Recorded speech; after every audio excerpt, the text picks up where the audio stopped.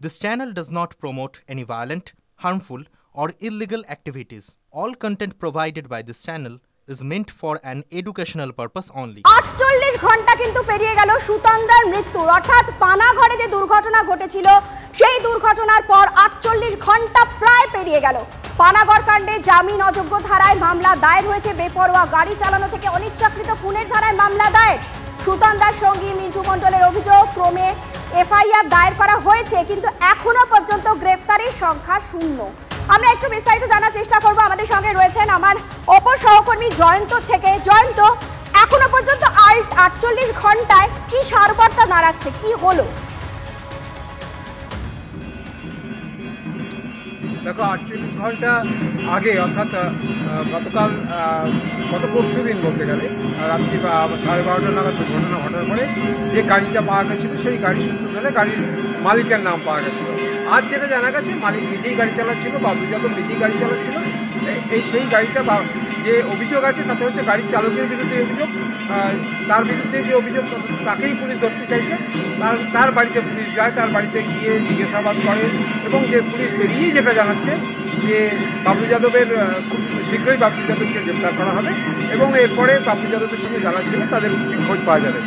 ইতিমধ্যে অর্থাৎ বাবলু যাদবের গাড়িটাকে আটক করা হয়েছে, কিন্তু কাজের কাজ কিছু হয়েছে বলে মনে হচ্ছে না। অবশ্যই আমাদের এই খবরের দিকে নজর থাকবে এবং আপ টু ডেট আপনাদের সামনে আমরা তুলে ধরবো।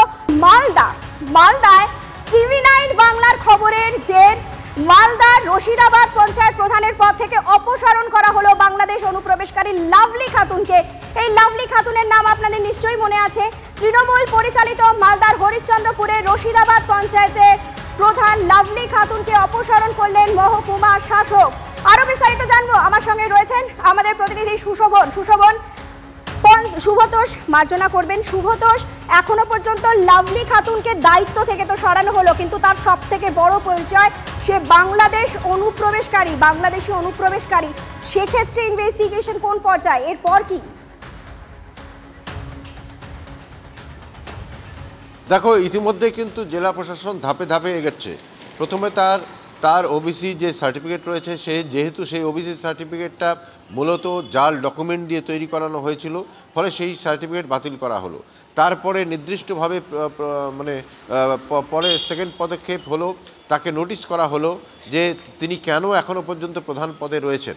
এর পরের স্টেপ, তারপরে তাকে জানিয়ে দেওয়া হলো স্পষ্টভাবে তাকে অপসারণ করা হচ্ছে। শুধু প্রধান পদ নয়, তাকে অপসারণ করা হচ্ছে সদস্য পদ থেকেও, মানে পঞ্চায়েতের সদস্য পদ থেকেও। খুব স্বাভাবিকভাবেই এখন যেটা বড় প্রশ্ন যেটা তুমি করছো, যে তাকে অন্যান্য অনুপ্রবেশকারীদের ক্ষেত্রে যে আইনানুগ ব্যবস্থা নেওয়া হয় তা লাভলি খাতুনের ক্ষেত্রে করা হবে না কেন?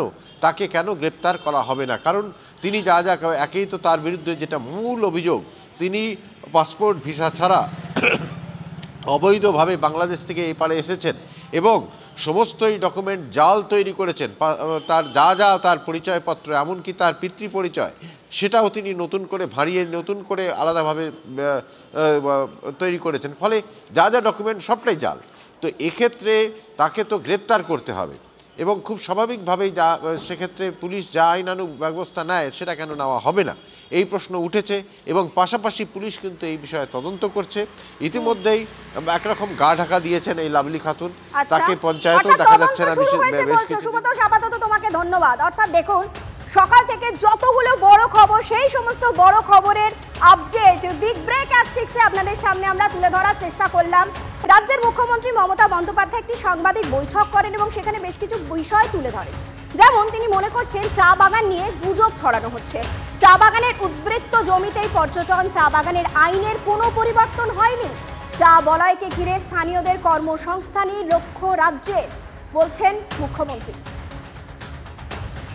নানা রকম, বিশেষ করে উত্তরবঙ্গে কিছু চা শ্রমিকদের সাথে যুক্ত লোকেরা বিভিন্ন রকম বিভ্রান্তিমূলক গুজব ছড়াচ্ছেন এবং কিছু ভুতুরে রাজনৈতিক দলও এর মধ্যে আছেন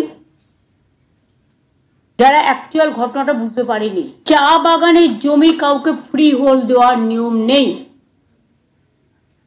এটা হচ্ছে লিজে থাকে।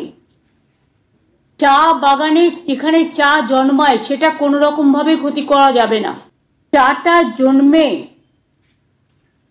যদি কোনো বর্ধিত জমি থাকে, যে জমিতে চা হয় না বা পড়ে আছে, সেখান থেকে আমরা কমার্শিয়াল অ্যাক্টিভিটিস করতে বলেছি এই কারণে, যাতে লোকাল এমপ্লয়মেন্ট ক্রিয়েট হয় এবং ট্যুরিজমটা ডেভেলপ করে। কাউকেই কিন্তু আমরা একবারে 30 একর দিচ্ছি না। যদি কেউ চা বাগান চালু রেখে 15% যেটা তার কাছে আছে, যেখানে চা হয় না, কমার্শিয়ালি ফুলফিল করবে, ভালো করে বিজনেস করবে, দেখে যদি আমরা দেখি সবটা ঠিকঠাক আছে এবং সত্যিই তারা এলিজিবল, তাহলে আমরা 80% লোকাল এমপ্লয়মেন্ট যারা চা বাগানে আছেন বা আশেপাশে আছেন তাদের দিতে পারবেন। চা বাগান কিন্তু একবারও কম্প্রোমাইজ করা হবে না। চণ্ডীতলা থানার আইসিকে অপসারণের পর সাসপেন্ড, বান্ধবীর সঙ্গে বচসার সময় নিজের হাতেই গুলি পুলিশ অফিসারের। জয়ন্ত পালের বিরুদ্ধে তোলাবাজি সহ একাধিক অভিযোগ করেন খোদ শাসক দলেরই নেতা। পুলিশ অফিসারের বিরুদ্ধে বেআইনি আগ্নেয়াস্ত্র ব্যবহারের অভিযোগ ছিল, অবশেষে তাকে সাসপেন্ড করা হলো। জয়ন্ত পালের বিরুদ্ধে বিভাগীয় তদন্ত শুরু হয়েছে।